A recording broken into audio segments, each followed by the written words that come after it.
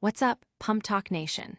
Get ready because we're kicking things off with a story that's making waves in the financial and corporate world.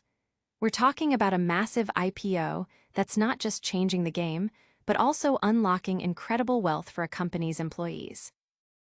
But it's not all sunshine and IPO riches. We're also diving deep into the often unseen emotional toll that layoffs can take, exploring the phenomenon of workplace survivor syndrome and what it means for the people left behind. This one is crucial for understanding the modern workplace. Then, we shift gears to a deeply personal and incredibly powerful account from a suicide survivor. Prepare for a story of unimaginable struggle, profound resilience, and the unwavering will to live against all odds. This is a testament to the human spirit. And finally, we're bringing you breaking news from the highest court in the land as the Supreme Court takes a hard stance on the piecemeal examination of a rape survivor, demanding answers and accountability. You absolutely need to hear what the Supreme Court is saying about this critical issue. Stick around, because you won't want to miss any of these updates. Make sure to like, subscribe, and hit that notification bell. Klarna's massive IPO, employee fortunes skyrocket. Get ready for the financial news that's got everyone talking. Klarna's colossal $1.37 billion IPO, priced at $40 per share, isn't just a win for the company. It's a life-changing event for its employees. Early hires stand to gain anywhere from $600,000 to a staggering $2.5 million, showcasing the immense potential of employee stock options in a successful public offering. This IPO is more than just a financial milestone for Klarna. It's a stark illustration of how employee dedication can translate into significant personal wealth.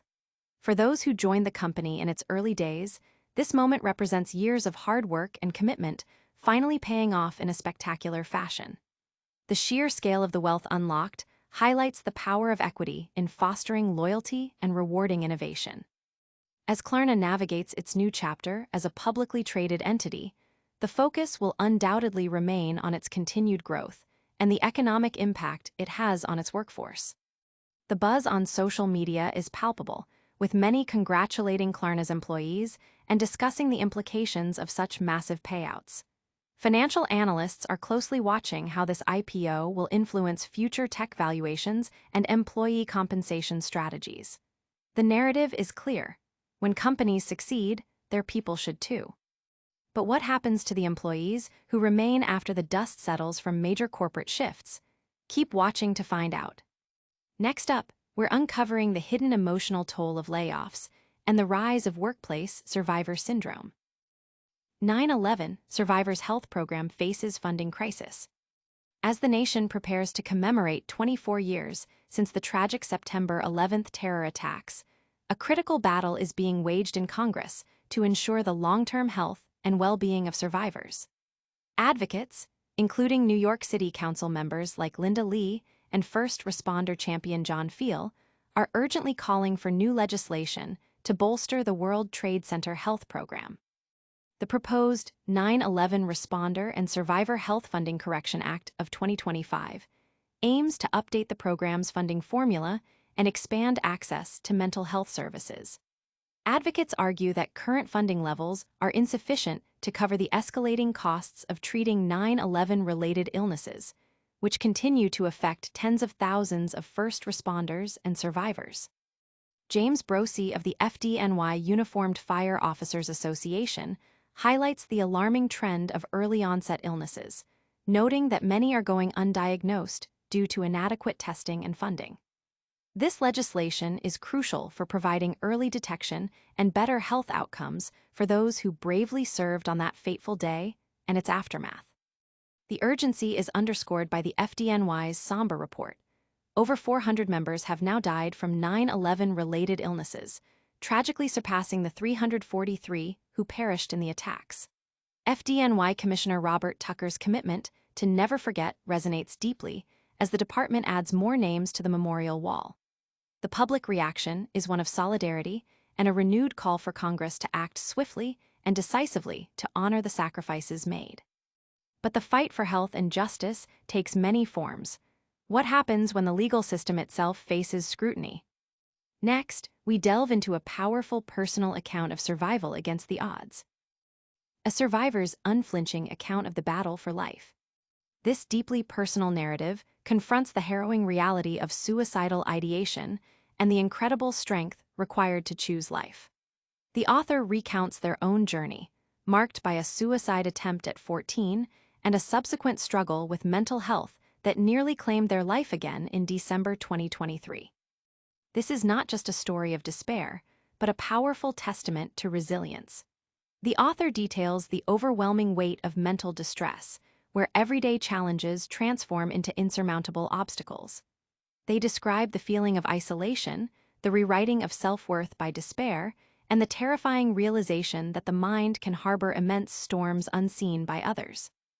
The narrative bravely explores the collision of personal crises, relationship breakdowns, financial hardship, and academic pressures that can push individuals to the brink. Yet, amidst this darkness, the author finds a profound reason to live. The act of resistance itself, the relentless curiosity about what tomorrow might bring, and the simple, radical act of continuing to breathe. The story highlights the global impact of suicide, citing WHO statistics and the specific challenges faced in low- and middle-income countries. It emphasizes the critical need to destigmatize conversations around mental health and suicide, advocating for responsible media reporting and robust support systems. The author's message is one of hope. That healing is a continuous journey, that no one is truly alone in their struggle, and that survival, in its most fundamental form, is an act of profound courage. From the depths of personal struggle to the halls of justice, our next story involves a critical intervention from the highest court. Coming up next, the Supreme Court's powerful statement on the treatment of rape survivors in legal proceedings. Supreme Court demands answers on piecemeal, survivor testimony. The Supreme Court has sharply criticized a trial court in West Bengal for its handling of a rape survivor's testimony, specifically condemning the piecemeal examination and an adjournment of 4 months. Justices J.B. Pardiwala and K.V. Viswanathan declared that both the trial court and the CBI, the prosecuting agency, owe a clear explanation for this delay. During a hearing, the bench was informed that the survivor had already begun her testimony when the court adjourned further examination until December 18th. The Supreme Court expressed strong disapproval, stating, "We fail to understand that once the witnesses, and more particularly when the victim herself has stepped into the witness box, why this examination in piecemeal." The court cautioned that such delays unwittingly facilitate the accused to tamper with prosecution witnesses, deeming it a grave concern.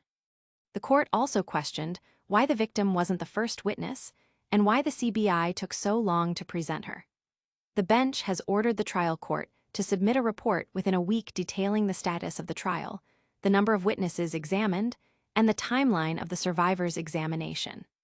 This intervention by the Supreme Court underscores the critical importance of timely and sensitive handling of survivor testimonies in the pursuit of justice. That's all the breaking news for today, but don't go anywhere. We've got a lightning round recap and your must-do call to action coming right up. And that's a wrap on today's PumpTalk news. We saw Klarna's massive IPO unlocking fortunes, the critical need to support 9/11 survivors, a deeply inspiring account of resilience from a suicide survivor, and the Supreme Court's firm stance on survivor testimony. If you found this episode informative and energizing, do us a solid. Smash that like button, subscribe to PumpTalk News for more essential updates, ring the notification bell so you never miss a beat, drop a comment below with your thoughts, and follow us on all our social media channels. We'll see you next time.